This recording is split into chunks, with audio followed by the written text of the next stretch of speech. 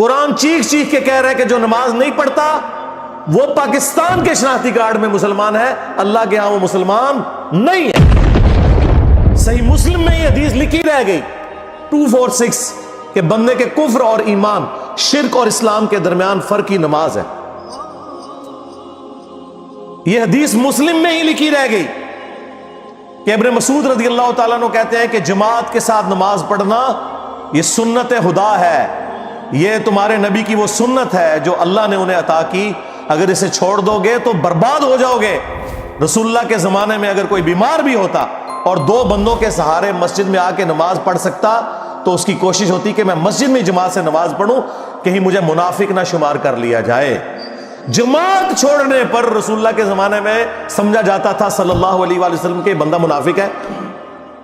صحابہ کرام کو، اہل بیت کو کب معلوم تھا کہ ایسی امت بھی آنے والی ہے جو آپ سے بڑا عشق رسول ہونے کا دعویٰ کرے گی اور نماز ایک نہیں پڑھے گی؟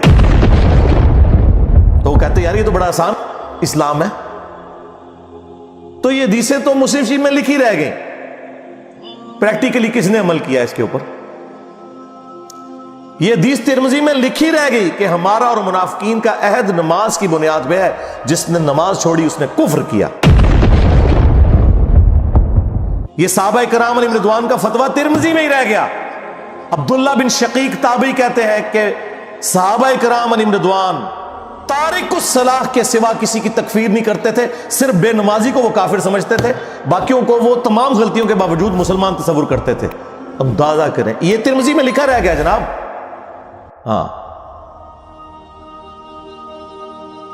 ہم جب چیخ چیخ کے یہ باتیں بیان کرتے ہیں، لوگ کہتے ہیں یار یہ کس قسم کی باتیں کر رہے ہیں، یہ کہاں پہ لکھی ہوئی ہیں؟ سرکار کتابوں میں لکھی ہوئی ہیں۔ یہی تو ہم آپ سے کہہ رہے ہیں کہ مرنے سے پہلے اے مسلمان کر لے اس پہ غور، کتابوں کا خدا اور ہے، بابوں کا خدا اور۔ یہ حدیث ابو داؤد میں ہی لکھی رہ گئی کہ بچہ جب 7 سال کا ہو جائے تو اسے نماز کا حکم دو، اور نہ پڑھے 10 سال کی عمر میں اسے سزا بھی دو، اور 10 سال کے بچوں کے بستر بھی الگ کر دو۔ یہ ابو داؤد میں لکھی رہ گئی حدیث۔ عمل کس نے کیا؟ یہ حدیث ابن ماجہ میں لکھی رہ گئی کہ نبی علیہ السلام نے فرمایا اے معاذ، اللہ کے ساتھ شرک نہ کرنا، خواہ تمہارے ٹکڑے ٹکڑے کر دیے جائیں، تمہیں قتل کر دیا جائے، سولی دے دیا جائے، یا آگ میں زندہ جلا دیا جائے، شرک نہ کرنا۔ یہ پہلی نصیحت۔ اسی حدیث میں دوسری نصیحت، نماز نہ چھوڑنا۔ تمہارا اللہ کے ساتھ عہد نماز کی بنیاد پہ ہے، اگر تم نے نماز چھوڑ دی تو اللہ کا ذمہ اٹھ گیا تم سے۔ اور تیسری چیز فرمایا شراب نہ پینا، یہ تمام برائیوں کی جڑ ہے۔ تو یہ حدیثیں تو لکھی رہ گئی سرکار۔ یہ حدیث مسند احمد میں ہی لکھی رہ گئی کہ نبی علیہ السلام نے فرمایا کہ نماز قیامت کے دن نمازی کے لیے دلیل، نجات اور نور ہوگی، اور جو نماز نہیں پڑھتا قیامت کے دن نہ اس کے لیے کوئی دلیل ہوگی اللہ کے حضور بچنے کی، نہ نجات اور نہ کوئی روشنی، نور جو پولیس رات سے گزرنے کے لیے قرآن میں آیا نا، وہ نور۔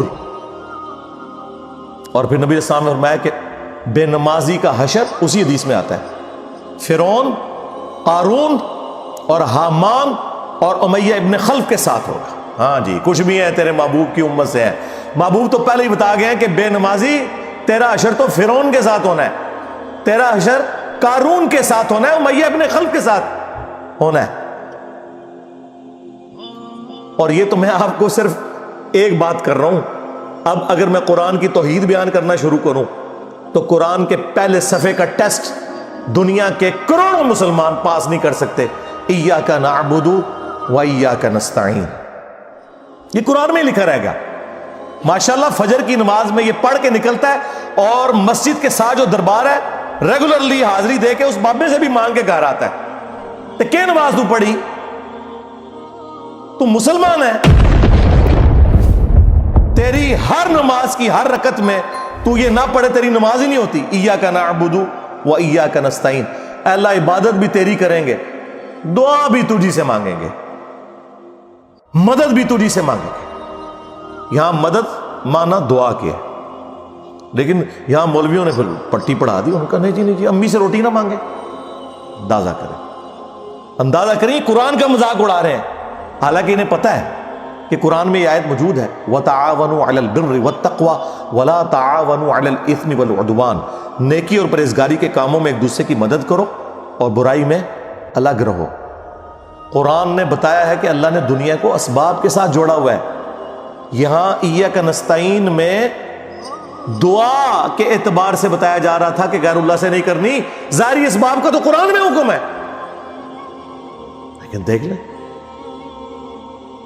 اور پھر جس شان سے اللہ تعالیٰ نے سورۃ النمل میں ذکر کیا، حیران کن بات آپ کو بتاؤں، اہل تشیع کے ہاں صبح و شام کی دعاؤں میں، سنت اذکار میں سورۃ النمل کی آیت نمبر 62 پڑھی جاتی ہے. ترجمہ نہیں کبھی کسی نے پڑھا. اور ہمارے جن اسٹوڈنٹس نے پڑھا جو شیعہ مکتب سے تعلق رکھتے تھے، کیونکہ میں نے اس آیت کو اتنی دفعہ کوٹ کیا، انہوں نے کہا ہم تو یہ صبح شام پڑھتے ہیں، ترجمہ پڑھا تو انہوں نے کہا یار یہ آیت پڑھ کے بھی سب سے زیادہ شرک ہم کر رہے تھے، کیونکہ اس آیت کے اندر کیا لکھا ہے؟ اَمَّن يُجِيبُ الْمُضْطَرَّ إِذَا دَعَاهُ، بھلا بتاؤ کون ہے جو تکلیف میں گھرے ہوئے شخص کی فریاد کو سنتا ہے، وَيَكْشِفُ السُّوءَ، اور اس سے اس کی برائی کو، تکلیف کو دور کر دیتا ہے، وَيَجْعَلُكُمْ خُلَفَاءَ الْأَرْضِ، اور تمہیں اگلوں کا خلیفہ کرتا ہے زمین پر، تمہارے ماں باپ کے مرنے کے بعد تمہارے مرنے کے بعد تمہاری اولاد کو. اَإِلَٰهٌ مَّعَ اللَّهِ، کیا اللہ کے ساتھ کوئی اور معبود بھی ہے؟ قَلِيلًا مَّا تَذَكَّرُونَ، لیکن بہت کم ہی تم نصیحت حاصل کرتے ہو. بالکل صدق اللہ العظیم، بہت کم لوگوں نے نصیحت حاصل کی. اس آیت میں کلیئر کٹ لکھا ہے کہ جو اللہ کے سوا کسی اور سے دعا کرتا ہے گویا وہ اسے خدا بنائے ہوئے ہے. یا علی مدد کا مطلب سادہ نہیں ہے، اس کا مطلب ہے کہ آپ نے مولا علی کو اللہ کے مقابلے پر خدا تصور کر دیا. نہیں جی ہم تو انہیں اللہ کا بندہ مانتے ہیں. نہیں جناب، قرآن تو یہ کہتا ہے کہ اللہ کا بندہ مان کے یا بغیر بندہ مان کے. جب تمہارا یہ عقیدہ ہے کہ اللہ کے سوا کوئی تمہاری تکلیف دور کر سکتا ہے، جی پیچھے اللہ ہی ہے، اچھا اللہ پیچھے رکھنے واسطے. یہ دیکھیں حدیث میں لکھا ہوا ہے نماز کا طریقہ. اور نہیں جی ہمارے امام صاحب نے بھی تو وہی کچھ بتایا نا، پیچھے تھے اتنے بھی نبی علیہ السلام نے. نبی علیہ السلام پیچھے رکھنے کے لیے، میرے نبی صاحب ہے ہی کوئی نہیں، تیرے بابے تھے شاہ ہی کوئی نہیں. اللہ پیچھے، رسول پیچھے، آگے تمہارے بابے. عزتیں اویل کی ہیں تم نے اللہ اور اس کے رسول کے نام کے اوپر، چندے کھائے ہیں تم نے رسول اللہ کے نام کے اوپر صلی اللہ علیہ وآلہ وسلم، سواریاں سوار کی ہیں تم نے مکے اور مدینے کے نام کے اوپر، اور غداری کی ہے اپنے دین کے ساتھ. ممبروں پہ چڑھ کے کہتے ہو قرآن و حدیث ڈائریکٹ نہ پڑھنا، گمراہ ہو جاؤ گے. واہ، یہ کوئی یہودی یا نصرانی آ کے بات کرے ہم منہ توڑ دیں. جس طرح آج آگ لگانے کے اوپر قرآن کو ہمیں کتنا غصہ چڑھا ہوا ہے. تیرا مفتی ہر جمعے کو کھڑا ہو کے کہ قرآن اور بخاری ڈائریکٹ نہ پڑھنا، گمراہ ہو جاؤ گے. آگ تو یہ لگا رہا ہے، وہ آگ تو ایک دن تھی، اس سے کوئی فرق نہیں پڑا. قرآن کے ملینز آف کاپیز دنیا میں موجود ہیں، ملینز آف حافظ قرآن ہے. قرآن کو کوئی آگ نہیں لگا سکتا، دنیا سے ختم نہیں کر سکتا. اصل جو چور چھپا ہوا ہے نا وہ تیرے اندر چھپا ہوا ہے. جو یہ علماء ہیں، شیاطین، جنات اور انسانوں میں سے شیاطین، جو تمہیں یہ کہہ رہے ہیں قرآن حدیث ڈائریکٹ نہ پڑھنا، گمراہ ہو جاؤ گے. اور تم کہتے ہو مفتی صاحب نے فرما دیا. سبحان اللہ.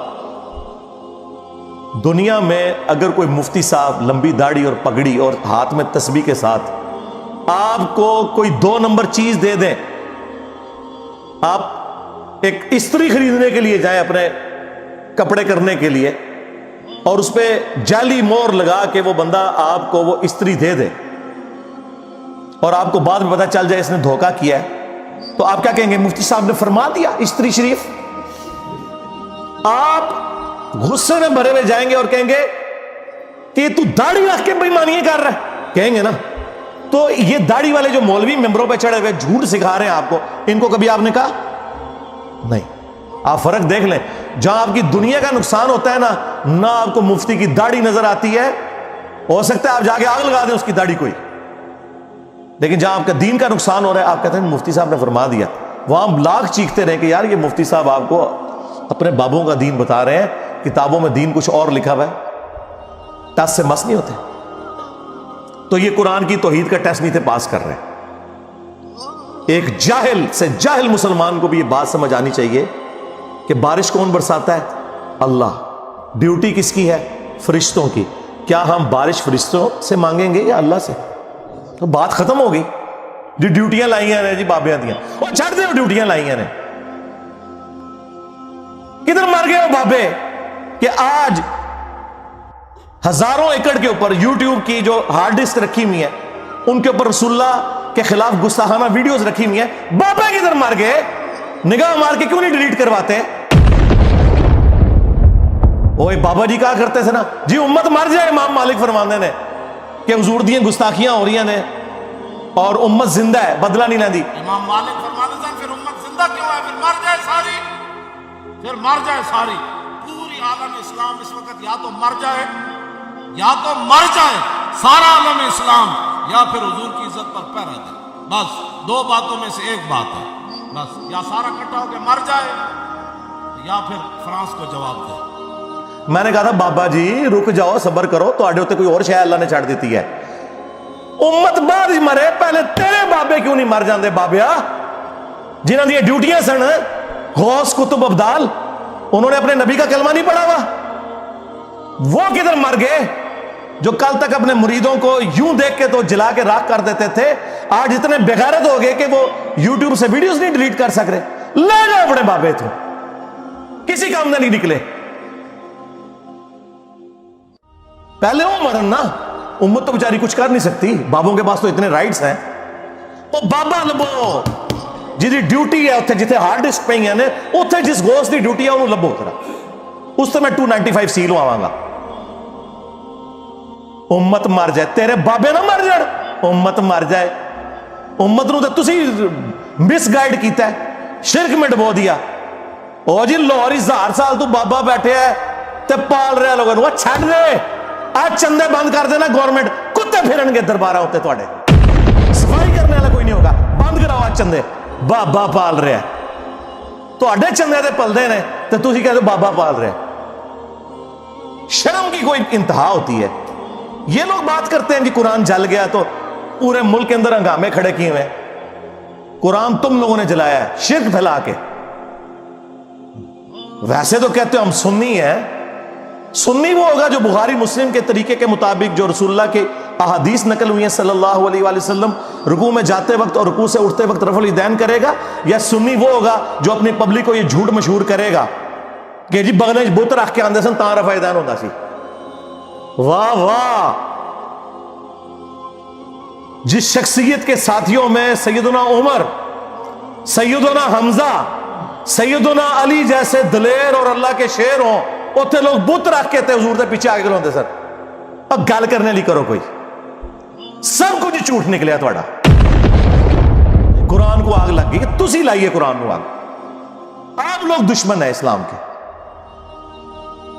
اس سے بڑی کیا دشمنی ہوگی جو لوگوں کو کہتا ہے قرآن و سنت سے جوڑو، اس کو کہتے ہیں جی یہ لوگوں کو گمراہ کر رہا ہے، ہمارے بزرگوں سے ہٹا رہا ہے. جی بالکل اعلانیہ میں کہتا ہوں کہ میں آپ کے بزرگوں سے آپ کی پبلک کو ہٹا رہا ہوں، اس لیے نہیں کہ اپنے ساتھ جوڑوں، کیونکہ نہ تو میری کوئی چندہ بک، نہ میرا کوئی مدرسہ، ہاں نہ میری کوئی مسجد. چندے آپ کو دیں، نمازیں آپ کے پیچھے پڑھیں.